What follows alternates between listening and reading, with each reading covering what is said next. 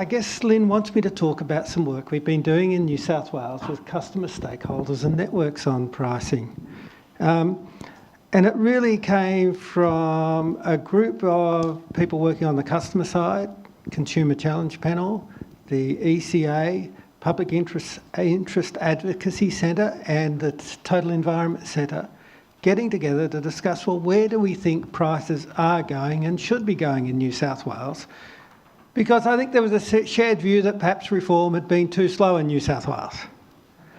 And what we were able to do was to, in a sense, identify a fairly shared vision of where prices should go. And we shared that with the networks, and actually we've got a fair degree of buy-in from the networks, and it's starting to shift things along so that we are seeing things happening. Integral Energy changed their tariff structure statement once they saw our pricing directions document that I think Lynn circulated, to shift towards a demand tariff. And we're currently in discussions with Ausgrid, who are talking about changing their tariff structure statement so as to move from a time of use energy to a demand tariff. So we're seeing things happening. So I guess it's how did this come about in a sense, and sorry, that's a longer introduction.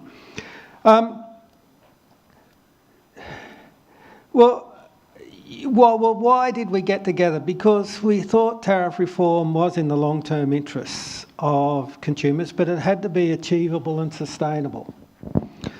And so to be achievable, it has to sit within the boundaries of political acceptability. And that also has to fit within those boundaries to be sustainable.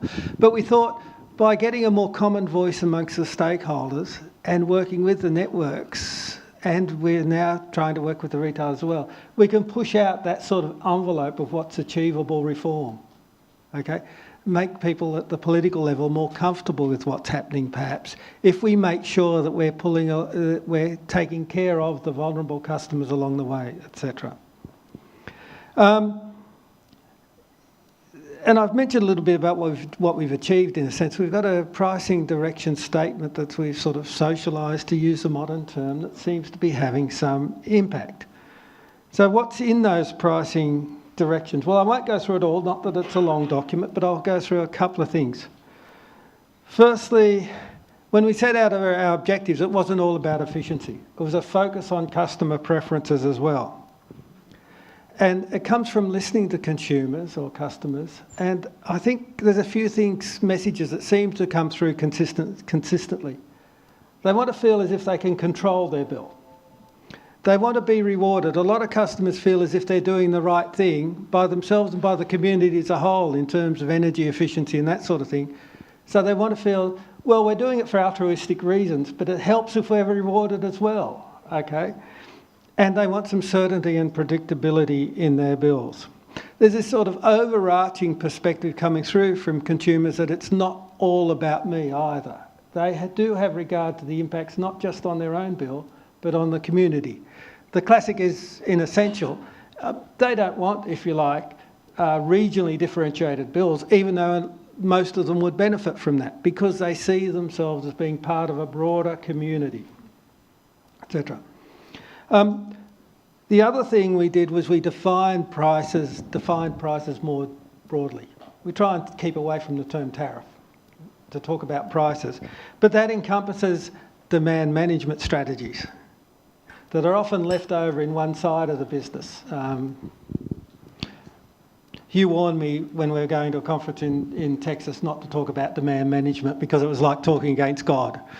But one of the eye-opening things for me was working with an Egyptian energy agency which was headed by the person who used to run the demand management program.